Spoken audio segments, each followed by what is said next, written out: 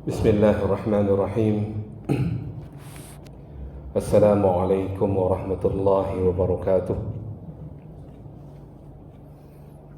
إن الحمد لله نحمده ونستعينه ونستغفره ونعوذ بالله من شرور أنفسنا ومن سيئات أعمالنا. من يهده الله فلا مضل له ومن يضلل فلا هادي له. أشهد أن لا إله إلا الله وحده لا شريك له وأشهد أن محمدا عبده ورسوله. اللهم صل وسلم وبارك على محمد وعلى آله وصحبه ومن تبعهم بإحسان إلى يوم الدين. Bapak Ibu jemaah salat subuh rahimani wa rahimakumullah. Mari kita lanjutkan syarah atau penjelasan kitab Al-Lum'atul I'tiqad karya Ibnu Qudamah rahimahullahu ta'ala, seorang ulama dari negeri Syam, yaitu dari Baitul Maqdis, itu Palestina sekarang, yang mana syarahnya masih kita ambil dari penjelasan dari Syekh Muhammad Salih Al-Utsaimin, Muhammad bin Salih Al-Utsaimin rahimahullahu ta'ala. Dan kita masih di pembahasan 4 perkara atau 4 kaidah dalam memahami sifat-sifat dan nama-nama dan sifat-sifat Allah Ta'ala. Dan kita hari ini membahas kaidah yang keempat, yaitu kaidah yang terakhir,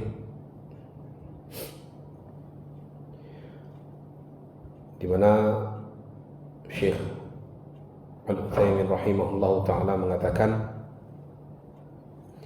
al-qaidatur rabi'ah fima naruddu bihi 'ala al-mu'attilah.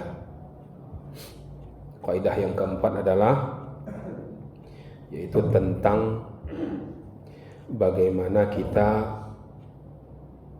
membantah kaum mu'attilah. Siapa itu kaum mu'attilah?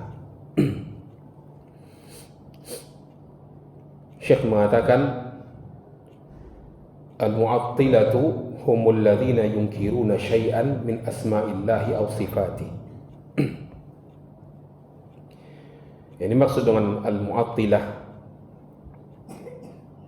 adalah mereka yang mengingkari salah satu saja dari nama-nama Allah atau sifat-sifatnya.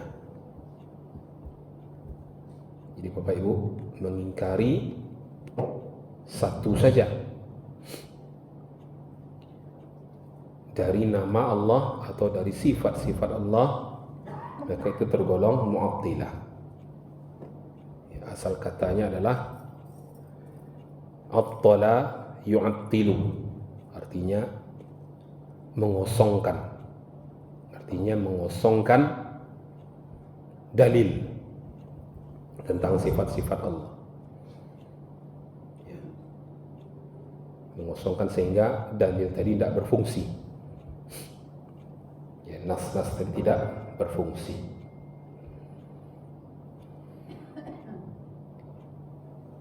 Kemudian kata Syekh, wa yuharrifuna an-nususa an zahiriha, dan mereka melakukan tahrif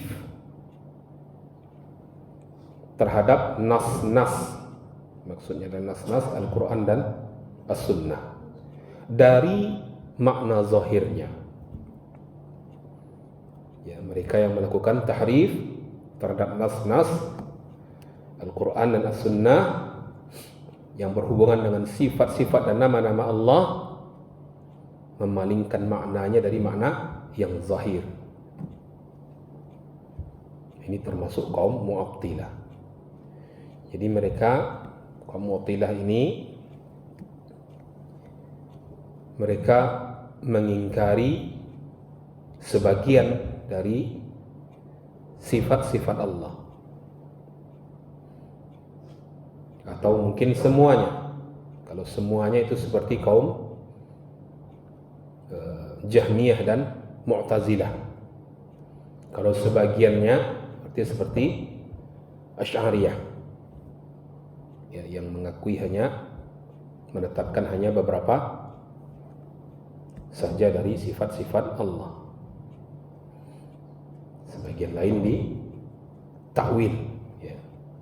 Dia terima ayatnya tapi maknanya dipalingkan ke yang lain, sehingga tidak sesuai lagi maksud ayat dengan yang mereka pahami. Maksud pemberi syariat adalah begini, dia memahaminya dengan cara yang lain. Contohnya ya, seperti tangan Allah. Kita sudah bahas bahwa sifat-sifat Allah itu adalah sifat-sifat hakiki, sifat-sifat yang sebenarnya. Tangan ya betul-betul tangan Allah. Hanya saja kita tidak membayangkan tangan Allah itu seperti apa.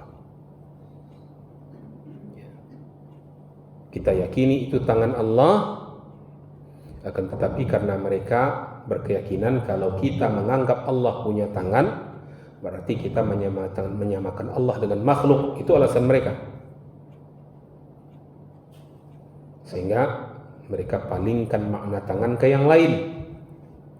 Contohnya mereka takwil, mereka ubah maknanya menjadi yang betul-betul tangan menjadi qudrah, kekuasaan, atau as-sultan, yaitu otoritas, atau ni'mah yang artinya karunia, ya. Atau inayah, pertolongan Allah. Jadi tangan Allah dialihkan ke pertolongan Allah. Karena menurut mereka kalau Allah punya tangan, sama dong sama kita. Itu konsekuensi yang diterima oleh akal mereka, sehingga mereka memalingkannya ke makna yang lain. Ya. Wa yuqalu lahum al-mu'awwilah. Dan ada yang mengatakan bahwa mereka adalah kaum mu'awwilah, yaitu kaum yang melakukan takwil. Mu'awwilah itu nama pelakunya, sedangkan pekerjaan adalah takwil. Ya. Takwil, melakukan takwil. Ya, karena mereka melakukan perubahan, berusaha mentakwil,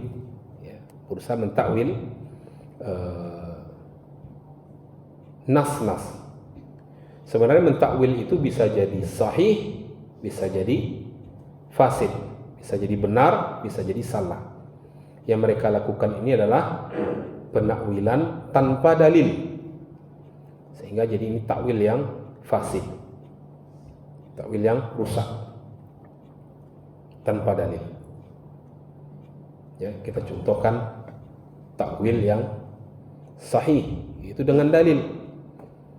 Waktu awal-awal kita membahas tentang kaidah yang pertama, yang dikatakan di situ ada suatu hadis, ya, wala tasubbu ad-dahr, janganlah kalian mencela masa.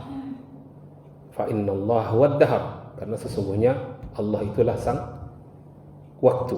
Janganlah kalian mencela masa, karena sesungguhnya Allah itulah sang masa.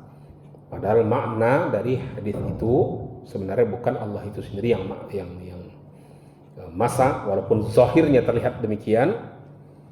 Namun ada dalil lain yang menunjukkan makna ad-dahr di situ bukanlah ad-dahr, melainkan penguasa ad-dahr atau pencipta ad-dahr, yaitu hadis lain, ya, di mana Allah mengatakan biyadiyal amr, Di tangankulah segala urusan. Uqallibul laila wan nahar. Aku membolak-balikkan malam dan siang. Malam dan siang itulah ad-dahr, sang waktu. Allah membolak-balikkannya. Itu berarti ad-dahr bukanlah Allah. Pentakwilan seperti ini berdasarkan dalil. Ada dalilnya. Tapi mana dalil dari mentakwil tangan Allah menjadi kekuasaan? Mana dalilnya? Mana dalil mentakwil tangan Allah menjadi nikmah, menjadi karunia? Ini hanya akal-akalan mereka. Jadi mereka sebenarnya menolak makna zahirnya, sehingga mereka disebut sebagai mu'attil, yaitu orang yang menolak sifat Allah. Oh, kami tidak menolak, kami hanya memahaminya dengan makna yang lain. Karena Anda menolaklah, maka Anda mentakwilnya ke makna yang lain. Karena melakukan penolakan tadi. Jadi seorang mu'awil, seorang yang melakukan takwil, pasti dia melakukan ta'til, pasti dia melakukan penolakan. Seorang yang melakukan tahrif, pasti dia melakukan ta'til, pasti dia melakukan penolakan terlebih dahulu. Menurut saya tidak mungkin Allah begitu. Berarti ini maknanya adalah begini. Menolak nas-nas dari makna zahirnya yang dimaksudkan oleh pembuat syariat, kemudian mereka koreksi. Subhanallah, mereka mengkoreksi Allah, mengkoreksi Nabi sallallahu alaihi wasallam. Inilah para mu'attilah, para mu'awwilah. Mereka pada intinya menolak makna yang zahir yang dimaksudkan oleh pembuat syariat. Kemudian kata Syekh, wal qa'idatu al-'ammah fi ma naruddu bihi 'alaihim, kaidah umum bagaimana kita membantah mereka, yaitu para mu'attilah, para mu'awwilah.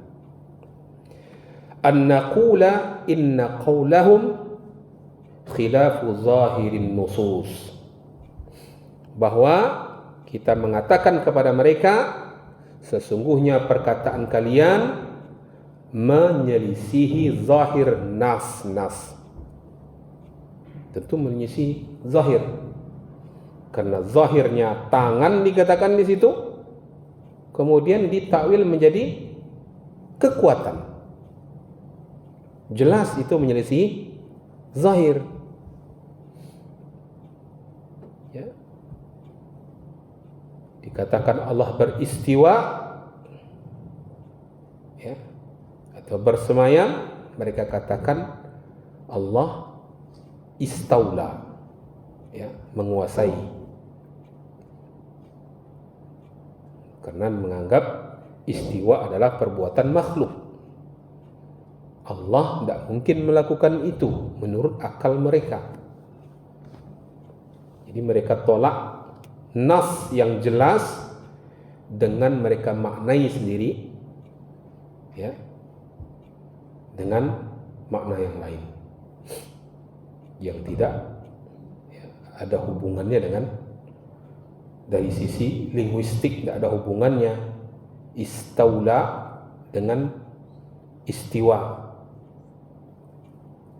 Kalau kita telusuri lagi ke dalam bahasa Arab, tidak ada hubungannya, jauh sama sekali.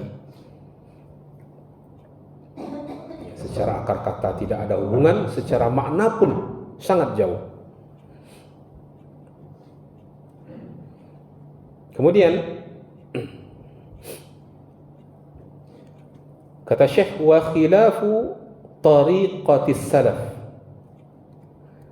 dan menyelisihi jalan para salaf. Jalan para sahabat maksudnya di sini. Jalan para tabi'in. Jalan para tabi'in termasuk imam yang 4. Mereka memahami dalil, memahami nas sesuai zahirnya. Kaum Mu'attilah, mereka lah yang memulai melakukan tahrif, menyelewengkan makna zahir ke makna yang lain, ke makna majazi,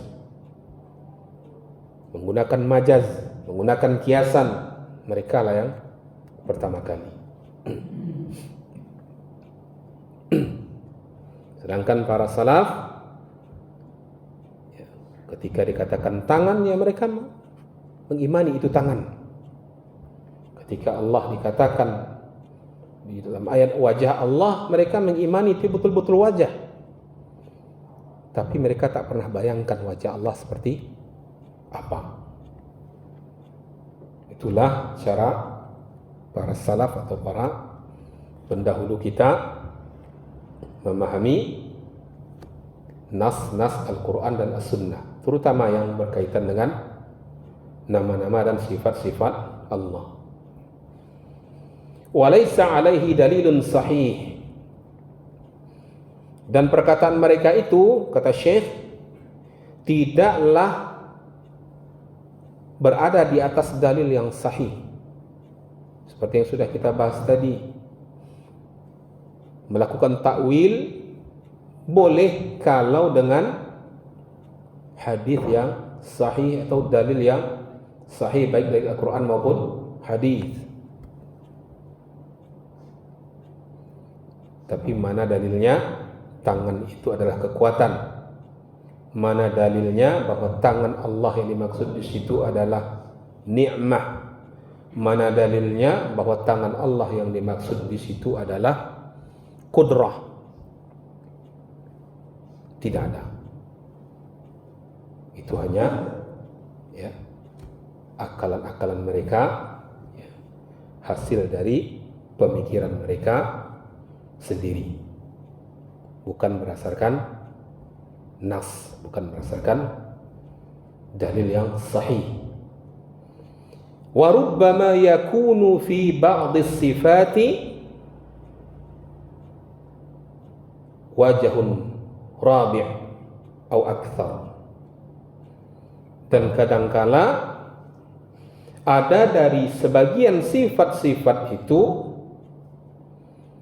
yang memiliki pendapat sebanyak 4 atau lebih. Maksudnya hasil takwilnya, seperti yang saya sebutkan tadi, tangan ditakwil jadi kudrah, yaitu kekuasaan. Tangan ditakwil menjadi sultan atau otoritas. Tangan ditakwil menjadi nikmah. Tangan ditakwil menjadi apa tadi? Lupa saya. Ya, ada 4 tadi. Nah, yang mana yang mau kita pakai? 4-4-nya beda. Makanya kata Syekh Al-Utsaimin rahimahullah, kadang-kadang mentakwil tadi, mengubah makna tadi, melakukan tahrif tadi, menghasilkan pendapat yang sampai 4 bahkan lebih, sehingga tidak ada kepastian pakai yang mana. Bukankah lebih aman kalau kita ikuti zahir dari nas tadi, zahir dari ayat tadi, zahir dari hadis tadi? Tentu lebih aman, tentu lebih selamat. Itulah kaidah yang terakhir, kaidah yang keempat. Semoga mudah dipahami dan bermanfaat. Kita akhiri subhanakallahumma wa bihamdika asyhadu an la ilaha illa anta astaghfiruka wa atubu ilaik. Wassalamualaikum warahmatullahi wabarakatuh.